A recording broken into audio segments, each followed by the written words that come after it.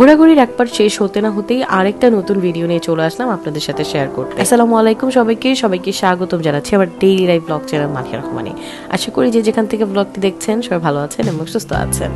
খুব সকাল সকাল ঘুম থেকে উঠে রেডি শেডি হয়ে ঘুম চোখে ভিডিও করতে করতে চলে আসলাম আপনাদের সাথে শেয়ার করতে। এবং যাচ্ছি কোথায়? যাচ্ছি হচ্ছে এয়ারপোর্টের উদ্দেশ্যে। দেখতেই পাচ্ছেন একদম চারপাশে ঘন কুয়াশায় ঢাকা, আর কুয়াশার কারণে চারপাশে অনেক অন্ধকার। তো এই তো আমরা চলে আসলাম এখন এয়ারপোর্টের সামনে। আর এইখানটাতে সচরাচর যেরকম ভিড় সেরকমই ভিড় আছে। আমরা নেমে চলে আসলাম এয়ারপোর্টের ভিতরে। তো কোথায় যাচ্ছি কি যাচ্ছি সেটা তো শেয়ার করা হলোই না। তো আমরা আজকে যাচ্ছি হচ্ছে কক্সবাজারের উদ্দেশ্যে। আর এই দিন যেটা হয়েছিল কুয়াশার কারণে আমাদের তখনও পর্যন্ত দুইবার আমাদের ফ্লাইট ডিলে হয়েছিল। আমরা এয়ারপোর্টের দিকে যখন রওনা দিই তখন একবার আমাদের জানা হলো যে আমাদের ফ্লাইট একবার ডিলে হয়েছে।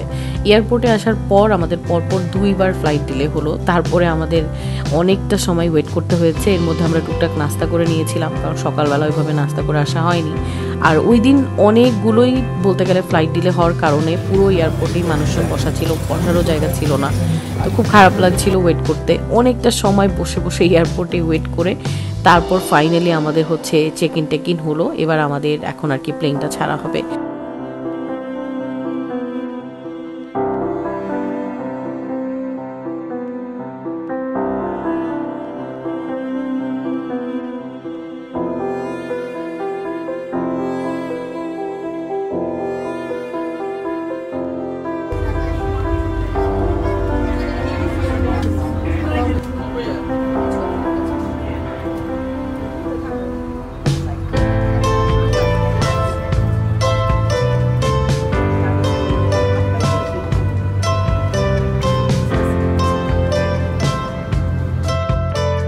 3বার আমাদের ফ্লাইট ডিলে হওয়ার পর তো ফাইনালি আমাদের এখন প্লেনে ওঠা হচ্ছে এবং এখন আমরা যাচ্ছি কক্সবাজারে।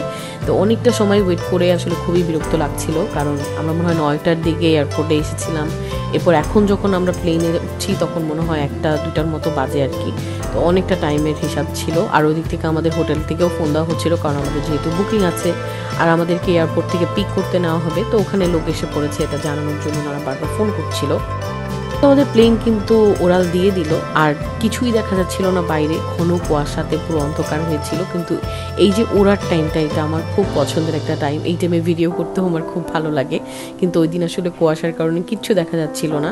আর এই যে যখন ভিডিওটা করেছি এটা হচ্ছে একদম কক্সবাজারের কাছাকাছি যখন এসেছি ঠিক তখন এইখানটাতে একদম আকাশটা খুব ক্লিয়ার ছিল।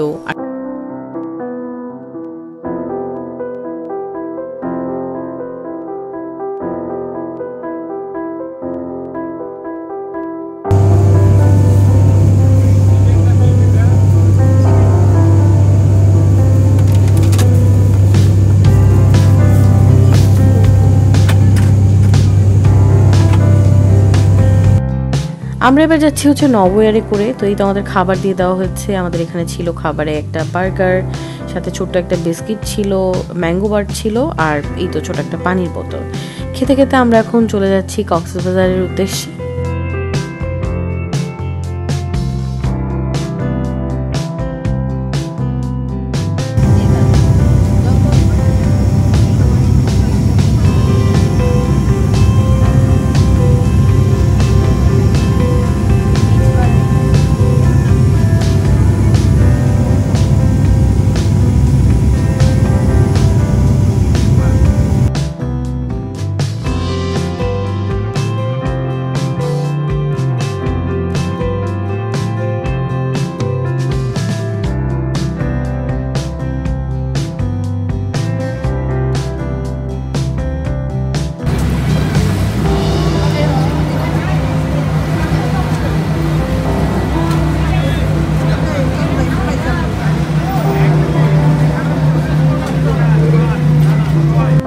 কক্সবাজারে আমাদের ঘোরা মানেই হচ্ছে নতুন নতুন হোটেলে ওঠা। তো প্রত্যেক বছরই কক্সবাজারে যখন আসি নতুন নতুন হোটেলে একবার এক জায়গায় উঠি। কখনো কখনো রিপিটও হয়েছে, যেমন ওশেন প্যারাডাইস, সাইমন, এগুলো তো আমাদের অনেকবারই ওঠা হয়েছে, কিন্তু এইবার আমরা দুটো জায়গায় উঠবো, দুটোই হচ্ছে নতুন। তো প্রথমে যে জায়গায় যাচ্ছি সেটা হচ্ছে জল তরঙ্গ। তো জল তরঙ্গ থেকে আমাদেরকে বাস পাঠানো হয়েছিল, তো সেটা করেই আমরা এখন চলে এসেছি। তো এইটা হচ্ছে সেনাবাহিনীর তত্ত্বাবধানে করা একটা হোটেল, নতুন করা হয়েছে জল তরঙ্গ। তো এইবার আমরা এখানে উঠেছি, আমাদের রুম বুক সব কিছু করা আছে। এসেছি জল তরঙ্গে। তো আমাদের এইখানে কিন্তু 2 দিন থাকা হবে। তো সেই 2 দিনে জল তরঙ্গে কেমন কি, আমাদের রুম কেমন, তারপর এখানকার সার্ভিস কেমন, সব কিছু নিয়ে আমার ব্লগে কিন্তু আপনারা ডিটেলস ইনশাল্লাহ পেয়ে যাবেন। ঢুকতেই হচ্ছে জল তরঙ্গের এই লবি সেকশনটা। তো লবিটা মোটামুটি বড়ই আছে, আর এখানে নিচেও কিন্তু রুম আছে। তো আমরা এখানে বেশ কিছুটা সময় বসবো, কারণ আমাদের যে বুকিংয়ের ফর্মালিটিসগুলো আছে সেগুলো আর কি ফিল আপ করা হচ্ছিল। আর তখন 3:30 4টার মতো বাজে আমরা যখন পৌঁছেছি। তো অনেকটা সময় হয়ে গিয়েছে, দুপুরবেলা আমাদের অনেক ক্ষুধা লেগে গিয়েছিল। যেহেতু অনেক দেরি করে আমরা পৌঁছেছি, আমাদের সারা দিনের প্ল্যানই মাটি হয়ে গিয়েছে। আমরা তো আসলে যখন আসি তখন আমাদের প্ল্যান থাকে যে আমরা তো সকাল সকাল পৌঁছে যাব, তারপরে কিছুটা সময় রেস্ট নিয়ে সমুদ্রে যাব, ঘুরবো ফিরবো, কিন্তু সেই সময়গুলো আসলে অনেক পিছিয়ে এসেছে। মানে আমরা লাঞ্চ করতে করতে আমাদের অনেক দেরি হয়ে যাবে, তারপর আজকে সমুদ্রে যাওয়া হবে কিনা তারও কোনো সিওরিটি নাই। তো এই তো আমাদের ফর্মালিটিসগুলো পূরণ করতে করতে আমাদের এখানে কিন্তু ওয়েলকাম ড্রিঙ্ক দেওয়া হলো। এবার হচ্ছে আমরা আমাদের রুমে চেক ইন করবো। তো এটা হচ্ছে 3 তলায়, তো 3 তলার লবির জায়গাটা। তো এখান থেকে আমরা হচ্ছে 2টা রুম আমাদের নিয়েছি, আর উপরে হচ্ছে 4 তলা একটা রুম, মানে টোটাল আমাদের 3টা রুম নেওয়া হয়েছে। তো আমার আজকের ভিডিওতে আপনাদের সাথে আমাদের রুম ট্যুরটাও শেয়ার করা হবে, যে জল তরঙ্গে আমাদের রুমটা কেমন ছিল।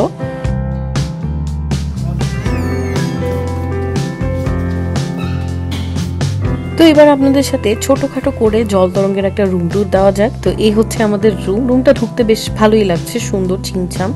আর এই তো আমাদের রুমের হচ্ছে এটা বেড, আর একদম নর্মাল যে হোটেলের রুমের যে সিস্টেমগুলো থাকে, যে ঢুকতেই হচ্ছে একটা কফি কর্নার থাকবে, এরপর এখানে হচ্ছে লাগেজ রাখার জায়গাগুলো থাকবে, এছাড়া টিভি, একটা ছোট টেবিল কর্নার, আর ছোট একটা ডিভানের মতো দেওয়া আছে, আর একটা টি টেবিল, আর একটা সাথে চেয়ার আছে।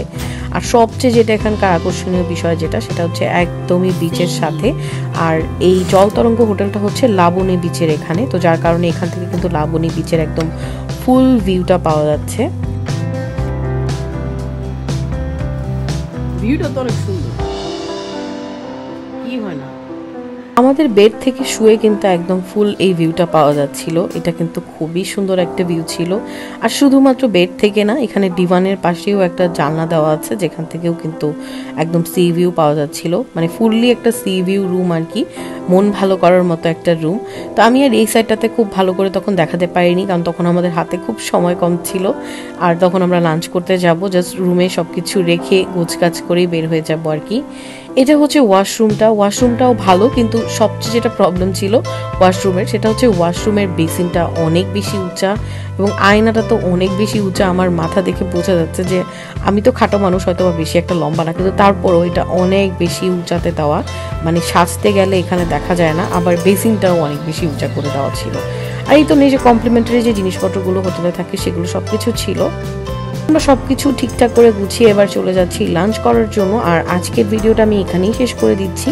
ইনশাআল্লাহ কক্সবাজারের নতুন নতুন আরও অনেক ব্লগ নিয়ে আপনাদের সাথে দেখা হয়ে যাবে।